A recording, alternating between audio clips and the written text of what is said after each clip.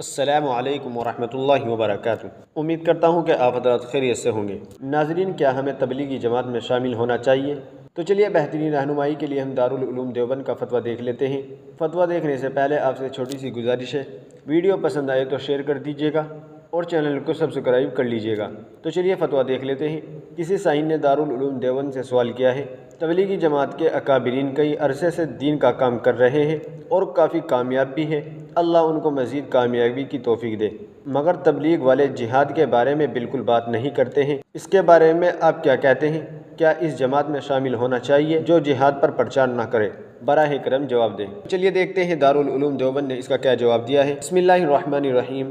دین کے مختلف شعبے میں اور ہر ایک کا اپنا الگ موضوع ہے جس کے متعلق وہاں گفتگو ہوتی ہے۔ جماعت کا موضوع دعوت کے ذریعے لوگوں میں ایمان و عمل کا پیدا کرانا اور بندوں کو مخلوقات کے فریب سے نکال کر خالق سے جوڑنا ہے، بس وہاں اسی کے متعلق گفتگو ہوتی ہے اور ہونی بھی چاہیے کہ یہی ان کا موضوع ہے۔ دوسرے موضوع پر گفتگو نہ ہونا کوئی حیرانی کی بات نہیں، دین کے کسی شعبے کا کام کرنے والا اور اللہ تعالیٰ کے یہاں معجور ہے، لہذا جس قدر خدا توفیق دے دیگر دین کی ضروری کاموں کے ساتھ وقت دینا چاہیے تاکہ زندگی ایمان و علم سے معمور ہو۔ واللہ تعالی عالم۔ دارالفتہ دارالعلوم دیوبند۔ ناظرین، امید ہے کہ مسئلہ آپ کی سمجھ میں آ گیا ہوگا۔ ویڈیو پسند آئے تو لائک اور شیئر کر دیجیے گا اور چینل کو سبسکرائب کرنا نہ بھولیے گا۔ تو چلیے پھر ملتے ہیں کسی دوسری ویڈیو میں۔ السلام علیکم ورحمۃ اللہ وبرکاتہ۔